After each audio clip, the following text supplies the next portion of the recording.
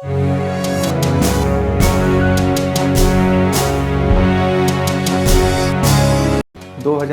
उत्तर प्रदेश भारत का सबसे बड़ा राज्य, करोड़ों लोग बेरोजगार, खराब सड़कें, बिजली की दिक्कत और पुरानी राजनीति से परेशान आवाम, और फिर एक नया चेहरा सामने आता है। सिर्फ 28 साल का एक नेता जो साइकिल पर चढ़कर सत्ता तक पहुंचा। 15 मार्च 2012 को अखिलेश यादव उत्तर प्रदेश के मुख्यमंत्री बने, यूपी के इतिहास के सबसे यंग सीएम। लेकिन असली सवाल यह था, क्या यह यंग लीडर उत्तर प्रदेश को सच में बदल पाएगा? अखिलेश यादव ने शुरू से ही अपनी इमेज एक मॉडर्न और डेवलपमेंट ओरिएंटेड नेता की बनाई थी। उन्होंने कहा था कि यूपी को टेक्नोलॉजी और इंफ्रास्ट्रक्चर के साथ आगे बढ़ना होगा।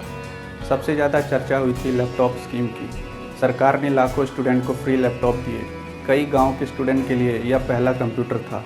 सोचो, एक छोटे गांव का स्टूडेंट जिसके घर में पहले कभी कंप्यूटर नहीं था, अचानक उसके हाथ में लैपटॉप आ जाता है। इसी वजह से यह स्कीम नौजवानों के बीच बहुत पॉपुलर हुई थी। अगर किसी एक प्रोजेक्ट ने अखिलेश सरकार की पहचान बनाई तो वो था आगरा लखनऊ एक्सप्रेसवे। लगभग 300 किलोमीटर से ज़्यादा लंबा यह एक्सप्रेसवे उस वक्त देश का सबसे मॉडर्न रोड प्रोजेक्ट्स में माना गया। इसका मकसद था आगरा और लखनऊ के बीच सफ़र को तेज़ और आसान बनाना।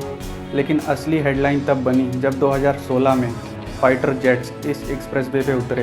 पूरे देश में तस्वीरें छा गई। Welcome to Lucknow metro. Lucknow को मेट्रो सिटी बनाने का सपना भी इसी दौर में शुरू हुआ था। मेट्रो प्रोजेक्ट पर तेज़ी से काम हुआ और ट्रायल ऑपरेशन शुरू हुए। मैसेज क्लियर था, उत्तर प्रदेश के शहरों को भी दिल्ली, मुंबई और बेंगलुरु की तरह मॉडर्न पब्लिक ट्रांसपोर्ट चाहिए। और लखनऊ मेट्रो ने अर्बन डेवलपमेंट की एक नई इमेज क्रिएट की। महिला सुरक्षा को लेकर लॉन्च हुई वुमेन पावर लाइन 1090। इसका मकसद था वुमेन हैरेसमेंट की कंप्लेंट को डायरेक्टली रजिस्टर करना। साथ ही यूपी 100 इमरजेंसी रिस्पांस सर्विस शुरू की गई, जिससे पुलिस रिस्पांस को मॉडर्न बनने की कोशिश हुई। 108 एम्बुलेंस सर्विस को भी एक्सपेंड किया गया ताकि इमरजेंसी मेडिकल हेल्प ज़्यादा लोगों तक पहुँचाई जा सके। ये वो प्रोजेक्ट थे जहाँ सरकार टेक्नोलॉजी को गवर्नेंस के साथ जोड़ना चाहती थी। अखिलेश सरकार ने वेलफेयर स्कीम पर भी जोर दिया।